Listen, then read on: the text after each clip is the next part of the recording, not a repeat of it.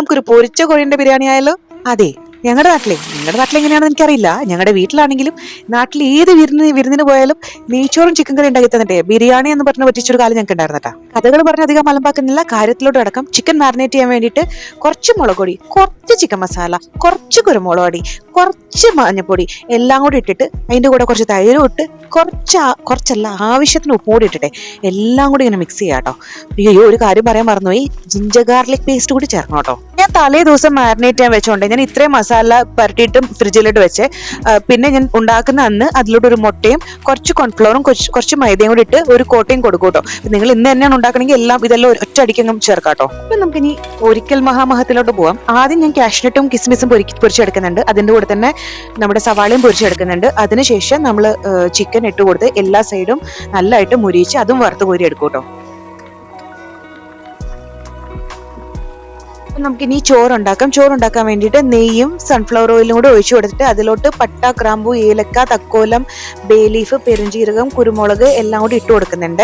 എന്നിട്ട് അതിലോട്ട് ഒരു പിടി സവാളയും കൂടി ഇട്ട് കൊടുത്ത് അതൊന്ന് ചെറുതായിട്ടൊന്ന് സോഫ്റ്റ് ആകുമ്പോഴത്തേക്കും റൈസും കൂടി ഇട്ട് കൊടുക്കാം കേട്ടോ. റൈസ് ഒന്ന് ജസ്റ്റ് നമുക്ക് ഫ്രൈ ചെയ്ത് കൊടുക്കാമേ. പിന്നെ വെള്ളം ഒഴിക്കേണ്ടത് 1 കപ്പ് അരിക്ക് 2 കപ്പ് വെള്ളം എന്ന അനുപാതത്തിലാണ് ഒഴിക്കേണ്ടത്. പക്ഷെ നമ്മുടെ അരിയുടെ ക്വാണ്ടിറ്റി കൂടുമ്പോഴത്തേക്കും വെള്ളം കുറച്ച് നമുക്ക് 1 കപ്പ് വെള്ളം നമ്മൾ കുറയ്ക്കണം കേട്ടോ. അതായത് 1 കപ്പ് എന്ന് പറഞ്ഞാൽ ടോട്ടലി 1 കപ്പ് കുറയ്ക്കണം. അതായത് ഇപ്പൊ 4 കപ്പ് അരിയാണെങ്കിൽ 8 കപ്പ് വെള്ളമാണ് ഒഴിക്കേണ്ടത്. പക്ഷെ ഇവിടെ 7 കപ്പ് വെള്ളമായിട്ട് ഒഴിച്ചിട്ടുള്ളൂ. ഇനി ഇതിലോട്ട് ഞാൻ കുറച്ച് ഉപ്പും നാരങ്ങനീരും ആയിട്ട് ഒഴിച്ചു കൊടുത്തിട്ടുള്ളൂ. എന്നിട്ട് നമുക്ക് വേവിക്കാൻ വെക്കാം.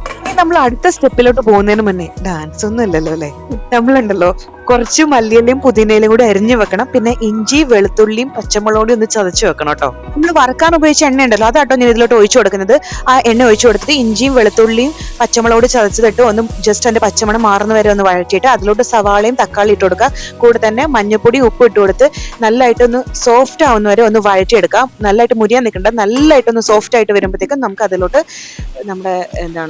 നമ്മുടെ മല്ലിയിലയും പുതിനയിലയും അരിഞ്ഞു വെച്ചിട്ടില്ലേ അതോട് ഇട്ട് കൊടുക്കാം കേട്ടോ. ഇനി ബിരിയാണി മസാല ഇട്ട് അതിന്റെ പച്ചമണം മാറി ഉടനെ നമുക്ക് ചിക്കൻ ഇട്ട് കൊടുക്കാം. ചിക്കൻ ഈ മസാലയിലെല്ലാം മിക്സ് ആക്കിയതിനു ശേഷം ഇതിലോട്ട് കുറച്ച് തൈരും പിന്നെ കുറച്ച് ഗരം മസാല ഇട്ട് കൊടുക്കുക.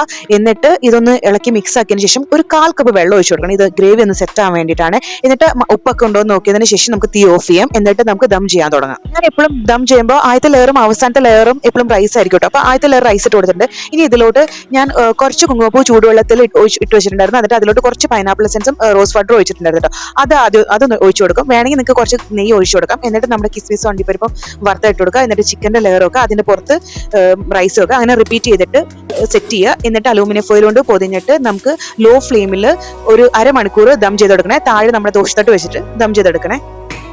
അങ്ങനെ നമ്മുടെ ബിരിയാണി റെഡി ആയിട്ടുണ്ട് കേട്ടോ.